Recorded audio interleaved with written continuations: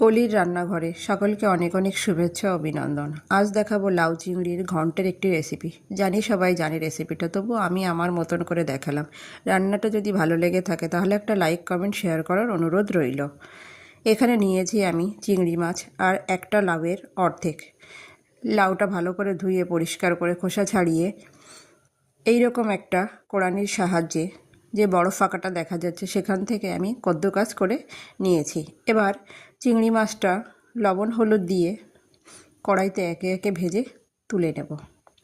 আমি যতটা সম্ভব সহজ পদ্ধতির রান্না দেখানোর চেষ্টা করি, যাতে সবাই রান্নাটা করতে পারে। এবার ওই কড়াইতেই আমি চিংড়ি মাছ ভাজার কড়াইতেই আরেকটু তেল দিয়ে তাতে সাদা জিরে আর শুকনো লঙ্কা ফোড়ন দিলাম।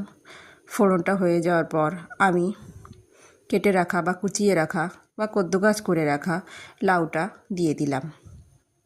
এখানে লাউ ছাড়া যদি আমার মতো কেউ বটি ছুরি দিয়ে কাটতে না পারো, তাহলে এরকম যে কোনো ঘন্টের সবজি তোমরা এরকম কদ্দুকাস করে নিয়ে রান্না করলে দেখবে খেতে খুবই ভালো লাগে।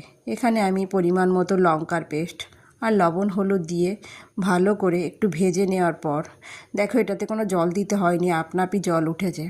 আমি মিনিট 10 জাল দিয়ে নেওয়ার পর দেখো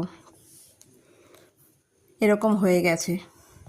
এবার আরও মিনিট 10 জাল দিয়ে নেওয়ার পর তার ভেতরে আমি চিংড়ি মাছটা দিয়ে দিলাম। যেহেতু আমি চিংড়ি মাছটা আগে দিলাম না, চিংড়ি মাছটা আগে দিলে তাহলে চিংড়ি মাছটা শক্ত হয়ে যায়।